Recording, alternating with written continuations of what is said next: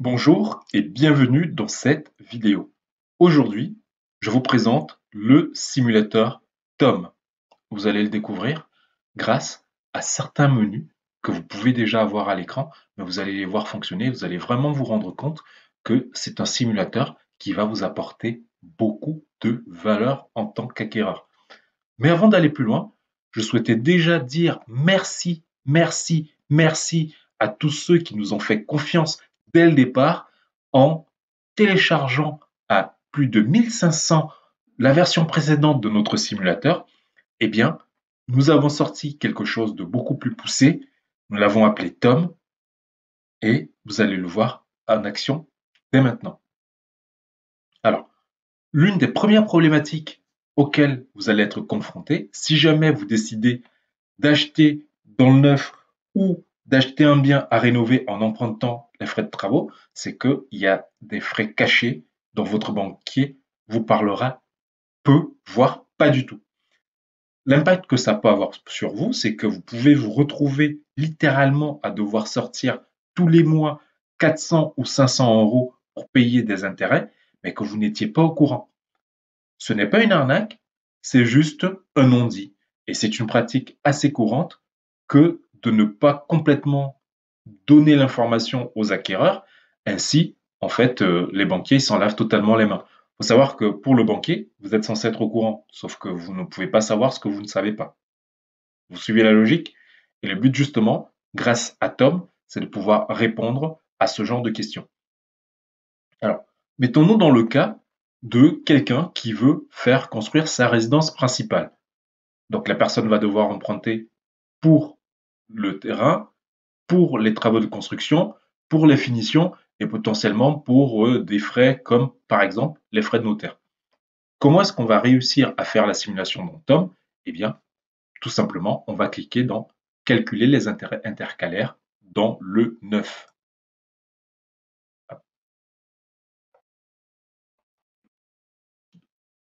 Une fois que c'est fait, vous arrivez sur ce menu. Eh bien, au final, vous avez assez peu d'informations à saisir. Pourquoi? Parce que Tom, il va juste vous demander les informations nécessaires et il fera les calculs tout seul. Donc, on va se dire que le terrain, il a été acquis pour 140 000 euros. On va dire que la maison, au total, en comptant tous les frais, elle a coûté, allez, on va dire 170 000 euros. Et on va dire que là-dessus, on avait à peu près 12 000 euros de frais de notaire. On va dire que la personne s'est mal débrouillée, elle a eu un taux assez moyen sur 25 ans, allez, on va dire qu'elle a eu 1,35% et elle a eu un taux d'assurance emprunteur à 0, on va dire 0,4. Donc, ensuite, il faut se poser la question de savoir si vous allez ou pas emprunter aussi l'argent pour la cuisine ou alors si vous allez aussi faire financer la peinture de la maison. Mais vous voyez que même sans compter la peinture et le montant de la cuisine, eh bien, vous avez déjà calculé que cette personne, en intérêt intercalaire, en moyenne, elle devra débourser tous les mois 417,38 euros. Donc, on va lui rajouter une belle cuisine à 12 000 euros que la personne va emprunter aussi. Et on va lui rajouter, allez, la peinture, 6 000 euros en comptant la main-d'œuvre que la personne va payer aussi. Vous vous rendez compte qu'au final, ça ne change pas grand-chose en termes de coût mensuel pour les intérêts intercalaires. Pourquoi? Parce que si on regarde ici, vous vous rendez compte que en fait, la peinture, c'est parmi les dernières choses qui sont faites dans une maison. Pareil pour l'installation de la cuisine. Donc au final, il n'y a pas tant de temps que ça pour payer des intérêts dessus. En revanche, il y a quelque chose de très important que vous devez savoir, c'est que vous allez devoir payer les intérêts intercalaires tous les mois. Donc vous voyez que c'est assez faible au départ et ça va augmenter progressivement. Vous allez devoir payer l'assurance emprunteur aussi. Quand la banque vous fait un crédit, la banque va vous prélever des frais sur le montant qu'elle vous a prêté. Et à partir du moment où elle débloque de l'argent, elle a besoin que vous soyez assuré. Comme ça, si jamais il vous arrive quelque chose, en fait, quelqu'un d'autre payera à votre place. Donc, À partir du moment où les cloisons dans une maison sont terminées, en règle générale, votre banquier vous conseillera, et avec raison, de faire assurer votre habitation. Imaginez la situation suivante. Vous êtes content, les travaux avancent bien, mais au moment des branchements électriques dans la maison, en fait, la maison elle prend feu. Si vous n'avez pas d'assurance habitation, ben, ça va être très compliqué pour vous. Donc en bilan, vous vous rendrez compte que bah, le couple ou l'individu concerné, il va devoir régler tous les mois 420 € en moyenne pendant environ 12 mois. Donc, vous voyez que la somme n'est pas négligeable, on parle de plus de 5 000 €. Si vous n'avez pas l'information, je peux vous garantir que vous allez vous planter et que financièrement, vous allez avoir mal et vous allez détester le moment passé sur votre projet, ce qui n'est pas le but. Tom vous permet d'éviter tout ça.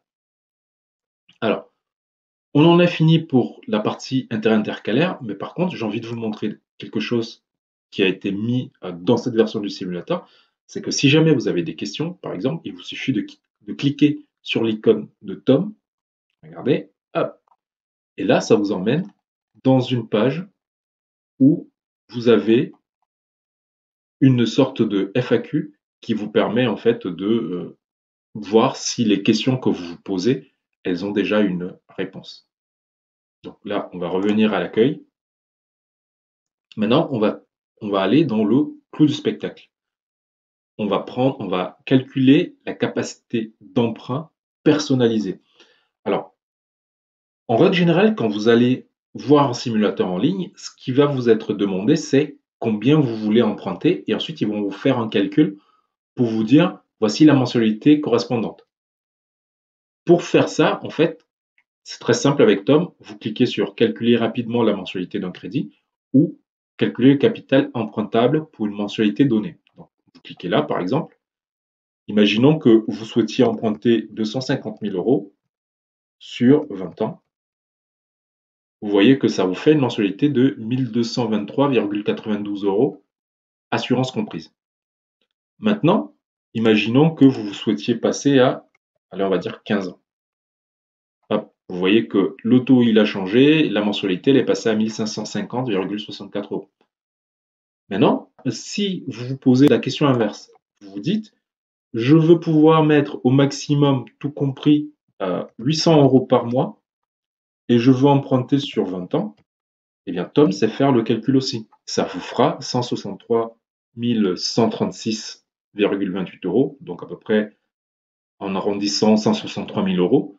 Et là, vous avez le coût de l'assurance ainsi que le coût des intérêts. Vous pouvez rajouter un apport personnel, mais en règle générale, si vous voulez, on va dire, juste savoir quelle mensualité correspond à quel budget au global, vous n'avez pas besoin de rajouter l'apport personnel. Par contre, si vous avez par exemple 30 000 € d'apport personnel, bah, vous voyez que vous pouvez faire un projet tout compris. Donc ici, dans ces 193 000 là, il y a aussi les frais de notaire, donc tout compris de 193 136 €. Donc vous voyez que Tom, vraiment, il permet de répondre aux problématiques de base qui sont prises en charge par tous les simulateurs. Maintenant, vous pouvez décider de garder vos données pour pouvoir les réutiliser plus tard. Moi, je n'en ai pas intérêt, donc je vais les effacer. Donc, je clique là, je retourne à l'accueil, et maintenant, on va faire le calcul de la capacité d'emprunt personnalisée. La capacité d'emprunt personnalisée, c'est le montant maximal que vous pouvez emprunter. Donc, ça veut dire concrètement que si vous avez un projet et que c'est supérieur à cette somme-là, bah, vous n'avez pas d'autre choix que de mettre de l'apport. Donc, cliquez ici. Alors, souvent, vous avez des phylactères ici qui vont vous donner des instructions de la part de Tom. Donc, on va imaginer qu'on a un couple, on va appeler Bilal et la fille, on va l'appeler Sonia. En situation matrimoniale, on va dire qu'ils sont en concubinage, qu'ils ont 2 enfants à charge, qu'à l'heure actuelle, ils sont locataires de leur logement. Ils n'ont pas été propriétaires au cours des 2 années précédentes de leur résidence principale. Alors, cette question, elle est importante parce qu'elle permet d'aller chercher les prêts aidés. Donc, c'est très important, vous devez y répondre. Ne sautez pas des questions. Informations relatives au travail. Alors, on va dire que Bilal, il est entrepreneur et Sonia, elle est, allez, on va dire en CDD. Bilal est entrepreneur depuis 3 ans et Sonia est en CDD depuis 1 an.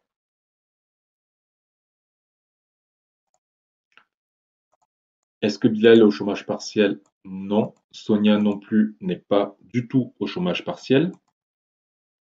Est-ce qu'ils ont des avantages en nature comme beaucoup de Français? Ils n'en ont pas. Quel est le salaire net fixe de Bilal sur 12 mois? Bilal, il arrive à se dégager un salaire de 1 900 € par mois et Sonia, elle gagne 1 678 € net. Ceux qui sont payés sur 13 ou 14 mois, vous devez faire votre salaire annuel net avant impôt, le diviser sur 12 et c'est ce résultat que vous allez entrer ici. Parce que si vous ne faites pas ce calcul, en fait, vous allez sous-estimer votre capacité d'emprunt. Par variable sur 1 an, bon ben, Bilal ne se verse pas de part variable, Sonia non plus, elle n'en a pas. Est-ce qu'il a une participation? Non, mais Sonia, elle a 2000 € de participation. Bilal n'a pas d'intéressement. Sonia, elle a eu, on va dire, 400 € d'intéressement. Montant de la prime de productivité, Sonia, elle touche 50 € par mois de prime de productivité. La CAF leur verse, on va dire, 200 €, donc 100 € par enfant. Je pourrais mettre 100 et 100, c'est-à-dire 100 chez Bilal et 100 chez Sonia. Mais je mets les 200 chez Sonia. En fait, ça ne changerait rien, comme j'aurais pu mettre les 200 chez Bilal. Ça ne change absolument rien. Pension alimentaire perçue, Bilal n'en perçoit pas, Sonia non plus. Autre. La catégorie autre, en fait, c'est une catégorie qui vous permet de saisir des revenus que vous auriez qui proviennent d'autres choses. Par exemple, vous avez potentiellement un studio que vous faites louer à des étudiants. Vous avez potentiellement des parents qui vous aident de manière récurrente, etc. Tout ce qui est flux d'argent entrant, c'est intéressant et vous devez le valoriser parce que 10 € par-ci par-là, au final, vous pouvez vous retrouver à augmenter drastiquement votre capacité d'emprunt. Il ne faut pas sous-estimer sur votre capacité d'emprunt le pouvoir que pourrait avoir, par exemple, un plus 50 ou un plus 100 € par mois. Ça peut être juste phénoménal. Ensuite, j'ai envie de vous montrer deux choses. J'ai envie de vous montrer le cas où on est sur un couple qui est très endetté et le cas où on est sur un couple qui n'est pas endetté. Donc, on va dire que Bilal, il s'est fait plaisir, il a acheté une BMW à 400 € par mois, du coup de mensualité, et que Sonia, elle, elle a une petite Punto à 120 € par mois. On va dire qu'ils n'ont pas d'autres crédits à la consommation, quoique on peut dire que Bilal, il a un crédit pour son portable iPhone à 50 € par mois. Il faut savoir que les crédits à la consommation, ça peut être aussi les prêts en plusieurs fois avec ou sans frais. Allez, on va dire que Sonia, elle a un crédit, on va dire, de 30 € par mois. Donc, au total, il gagne 3 828 € net avant impôt et il paye 600 € par mois de mensualité de crédit. Aujourd'hui, allez, on va dire qu'ils ont 800 € de loyer et Bilal va payer 200 € par mois et Sonia va payer 130. J'ai pas fait la simulation sur le site des impôts, c'est vraiment quelque chose pour avoir un chiffre. Dans votre cas, regardez dans votre fiche d'impôt combien on vous prélève tous les mois et saisissez juste le bon montant. Autre charge récurrente. Alors, ici, c'est là où vous allez rentrer les charges comme par exemple, si vous vous occupez d'un de vos parents qui est malade et qu'il est financièrement dépendant de vous, si vous avez un enfant majeur qui ne vit plus avec vous et donc vous vous occupez financièrement, ça veut dire par exemple que vous lui faites un virement de 300 € tous les mois, etc. C'est le moment de le saisir là. Alors, je vous encourage vraiment à être honnête sur les données bancaires. Pourquoi? Parce que si la banque vous octroie un prêt et qu'elle se rend compte que vous avez menti dans votre déclaration, eh bien, tout ce que ça va avoir comme impact, c'est que la banque peut vous demander le remboursement immédiat de votre prêt, ce qui veut dire concrètement que vous allez devoir revendre votre bien immobilier pour pouvoir rembourser la banque.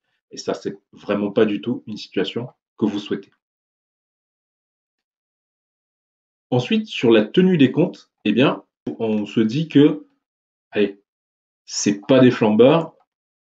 On va dire que, allez, Bilal, il arrive à économiser 100 euros tous les mois et Sonia, elle arrive à mettre de côté 120. Montant du découvert, Bilal n'en avait pas sur son compte, Sonia non plus. Par contre, sur leur compte joint, ils ont été à découvert de 200 euros. Vous allez voir qu'un découvert bancaire, ça a un impact qui est juste horrible sur votre capacité d'acquisition. Ensuite, Bilal, sur un livret A, il a 18 000 euros et Sonia, elle a 14 000 euros. Ce qui, en fait, 18 000 plus 14 000, ça fait 32 000 euros. C'est une épargne qui n'est pas négligeable. En matière d'apport, ils ont prévu de mettre 5 000 euros de leur poche et ils aimeraient un budget autour de 300 000 euros pour pouvoir construire une maison. Alors, en 2019, ils ont eu un revenu imposable de 34 500 euros. Alors, ici, c'est bien votre revenu imposable de l'année 2019.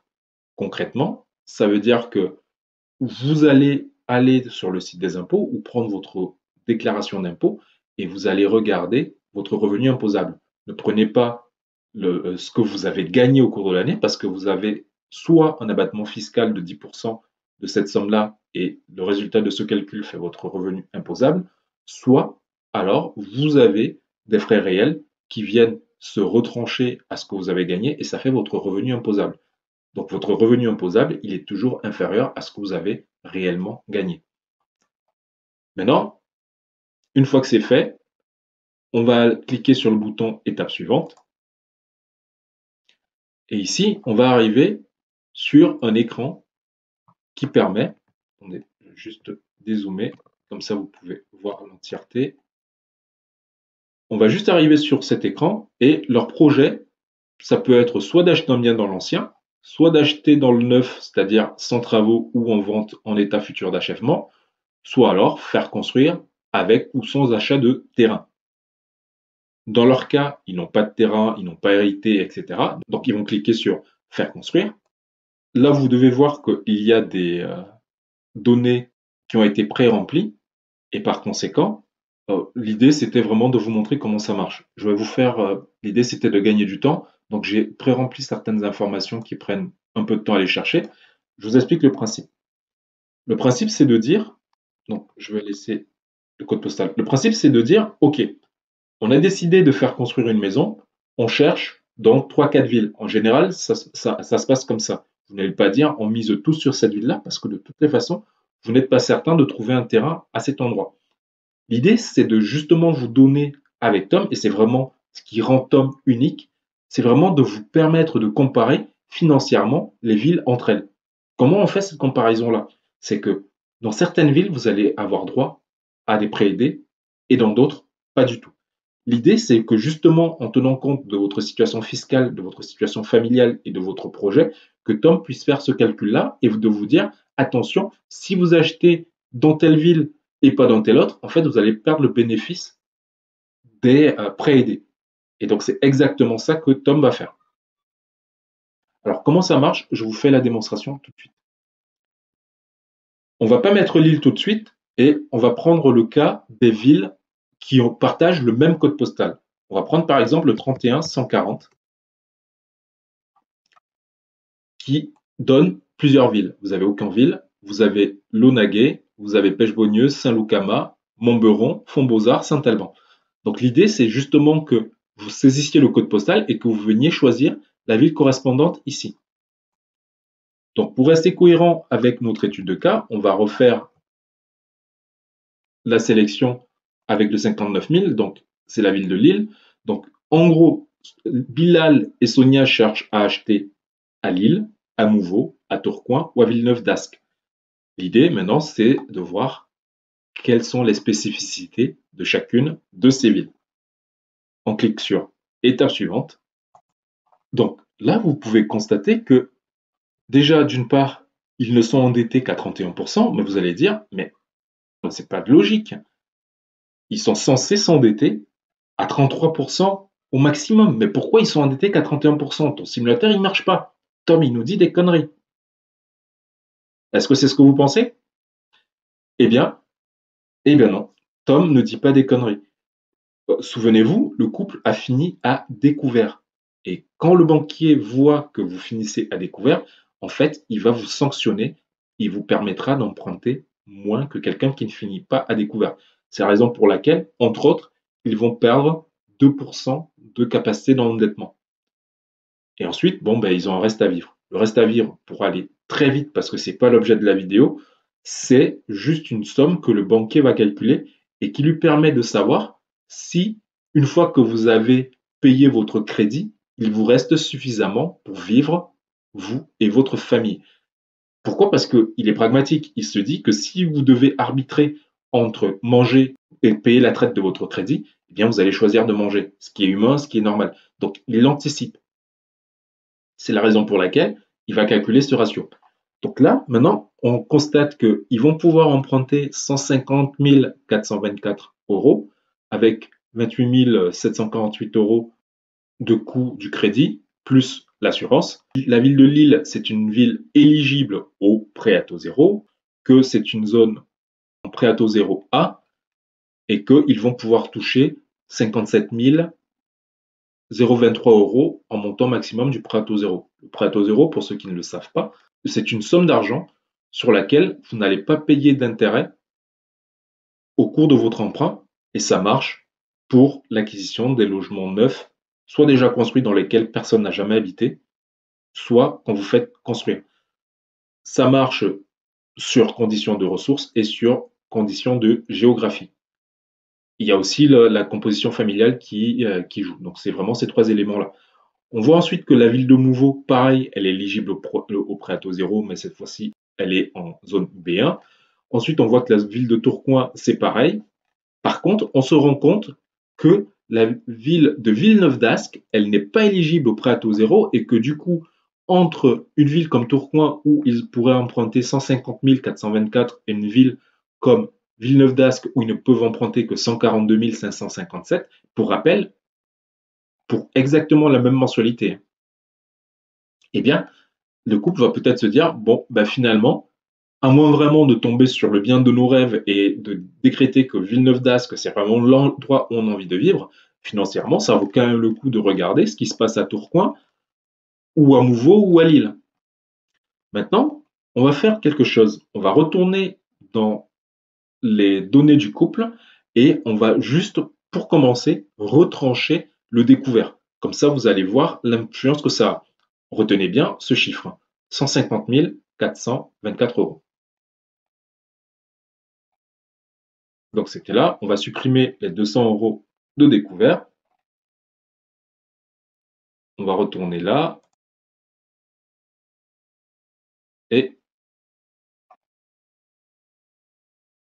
donc là, on a supprimé 200 euros de découvert et on a eu un bond phénoménal et on est désormais à 167 047 euros.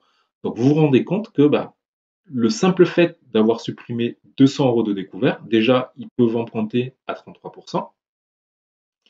Et surtout, en fait, ils ont une capacité d'emprunt qui est accrue. Donc, ne laissez pas vos comptes à découvert, ça peut vraiment vous jouer de très, très, très sales tours. Maintenant, on va retourner à l'accueil et on va supprimer certains crédits. Ou non, on va plutôt garder la situation comme ça, parce que vous avez compris le principe, et je vais plutôt vous montrer ce qui se passe après. Pourquoi? Parce que Tom, il va aussi vous servir de conseiller, donc il va vous dire quels sont les points qui ne vont pas du tout sur votre dossier, et il va vous noter chaque point et vous dire ce qui ne va pas. Vous êtes prêts à le découvrir? Allez, je vous montre ça tout de suite. Et là, vous découvrez à l'écran, en fait, vous inquiétez pas, je ferai un zoom et comme ça vous allez pouvoir voir ce qui se passe. Vous allez voir qu'il y a 6 catégories dans lesquelles Tom va vous noter. Sur la gestion de vos comptes, sur votre situation professionnelle, sur votre stabilité professionnelle, sur votre épargne, sur votre endettement et sur votre reste à vivre. Donc, qu'est-ce qu'on va remarquer très rapidement? On se rend compte que, en termes de gestion de compte, de situation professionnelle, d'épargne et de reste à vivre, en fait, le couple, ils sont très bons. Ils ont 5 sur 5. Par contre, en stabilité professionnelle, ils sont un peu tangents. Et alors, en termes d'endettement, c'est juste une catastrophe. Donc, de manière très simple, on va voir ce que Tom préconise en matière de stabilité professionnelle.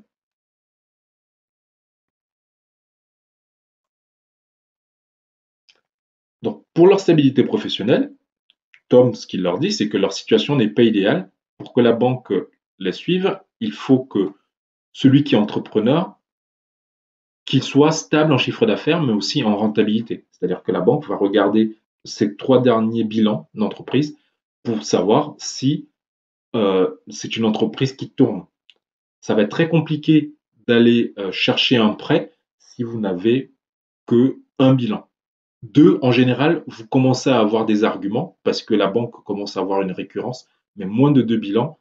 Le conseil que je vous donne, ce serait vraiment de différer votre projet d'acquisition de quelques mois. Les banquiers, en fait, c'est des ordinateurs et ils cochent des cases. Vous entrez ou vous n'entrez pas dans les cases.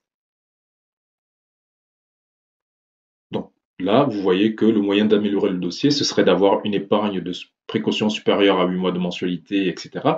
Donc, comme vous pouvez le constater, effectivement, il a fait une moyenne de leur dossier, donc c'est pas un dossier qui est calamiteux, c'est-à-dire que à 3,33, bon, ça va, euh, ils ont un endettement qui est juste stratosphérique, ça ampute leur capacité d'emprunt. Ils avaient une ambition à 300 000 euros. Aujourd'hui, ils ne peuvent emprunter que 167 000. C'est plutôt une mauvaise nouvelle pour Bilal et Sonia. Par contre, ça veut dire concrètement que s'ils veulent gagner en marge de manœuvre, le point prioritaire qui va leur permettre d'améliorer leur dossier, ce sera de réduire leur endettement sur les crédits à la consommation. On va refaire une dernière manipulation. On va baisser, allez, de 300 euros leur crédit à la consommation et vous allez voir l'impact sur le budget et sur le résultat du score du dossier.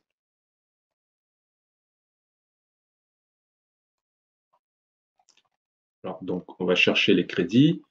Allez, on va dire que Bilal, il n'a plus que 100 euros de crédit et on va aller voir l'impact sur le résultat.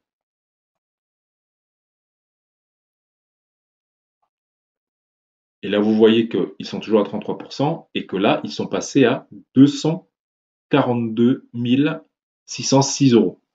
Maintenant, en termes de score, et là, en termes de score, en fait, ça ne change rien. Pourquoi? Parce que c'est quelque chose que je voulais vous montrer, c'est que Tom va tenir compte à la fois du montant des mensualités de crédit que vous avez, mais aussi du nombre de crédits que vous avez. Plus vous avez des lignes de crédit sur votre compte bancaire, plus votre banquier, vous allez lui faire peur et moins bien noté vous serez. Regardez ce qui va se passer. On va garder le même montant en matière d'endettement, on va juste le ventiler dans moins de crédit à la consommation et vous allez voir le résultat sur le score du dossier.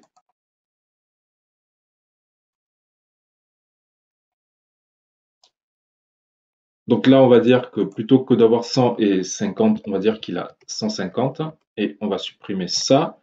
Et plutôt que d'avoir 120 et 30, on va dire que Sonia, elle a pareil 150. Donc, en termes de total en crédit, on n'a rien changé. Par contre, vous allez voir que le résultat, c'est plus du tout le même en termes de notation du dossier.